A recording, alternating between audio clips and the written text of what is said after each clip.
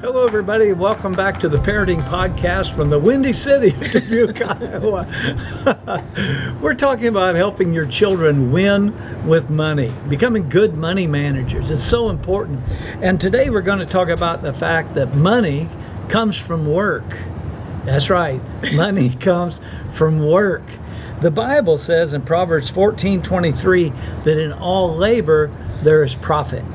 And in Proverbs 13:11, it says, wealth gained by vanity, that's like dishonesty or the dog track, get-rich-quick schemes like that, will be diminished, but he who gathers by labor will increase.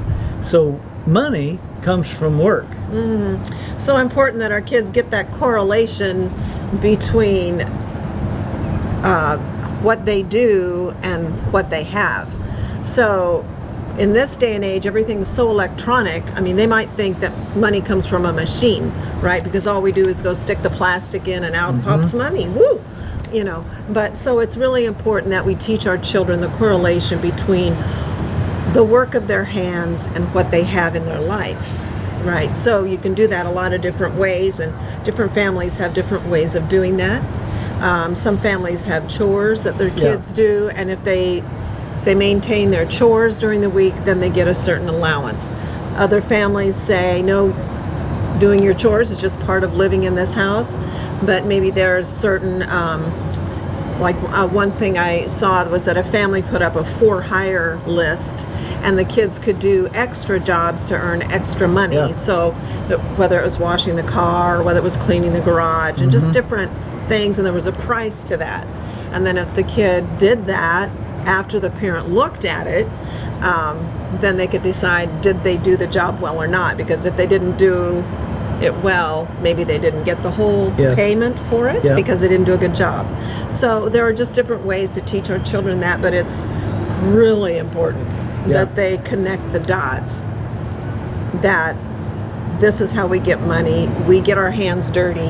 We work for it. It doesn't just fall in our laps. And so when we're thinking about our children, another thing that I want you to think about is, you know, kids are born selfish, and without Jesus, we're all self-centered, selfish, and so kids want, gotta have.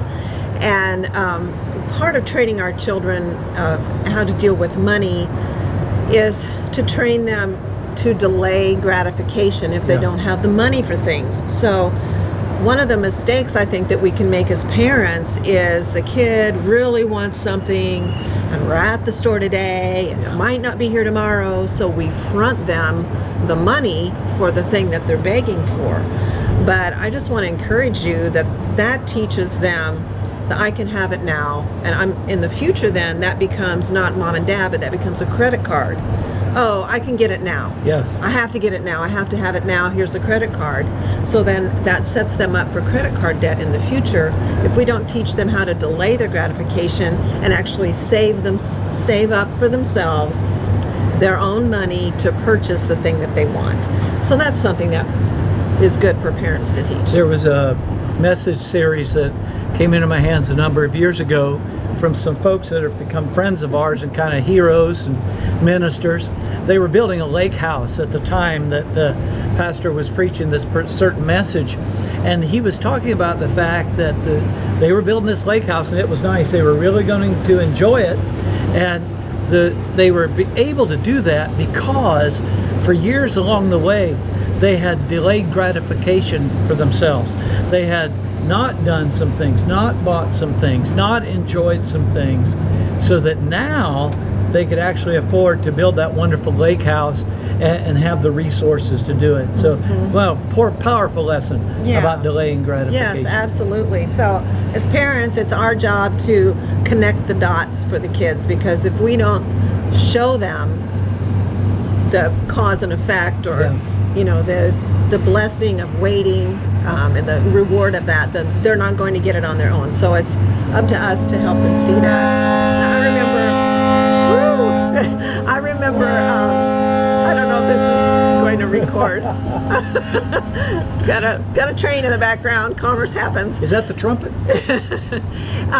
But when I was a kid, I was exposed to the story of the little red hen. maybe many of you were, but for some reason that little story stuck in my mind, and I've actually been thinking about it lately. And so it's the story about this little red hen, and she gets these seeds, and she's looking for somebody to help her plant the seeds. Nobody will help her plant the seeds. Not I, said the pig. Not I, said the cow. And then she was looking for somebody to help her harvest her crop. Not I, said the pig. Not I, said the duck, or whoever. And then she wanted to take it to the mill, and nobody would help her. When she finally got around to baking the bread, and she said, who will help me eat the bread? They all said, I will, I will, I will. And she said, no, you won't, because they didn't help in anything else. And so I think that lesson is an important thing for our children to start learning at a young age. If you're going to partake in the things of this family, then you have responsibility to help in the family. Yeah, Proverbs says, I'm going to interrupt for just a moment. In Proverbs, it clearly says, and in other places in the Bible, actually it's in the New Testament, 2 Thessalonians 3:10, the Apostle Paul wrote to the Thessalonians and said, whoever won't work won't eat. So, yeah, they keep saying, not I, not I, not I. Well, who's going to eat? Not you, not you, not you, because money comes from work. Yeah, so who wants to help me cut up the vegetables? Not I, said the kid on the video game. Not I, said the kid out playing baseball.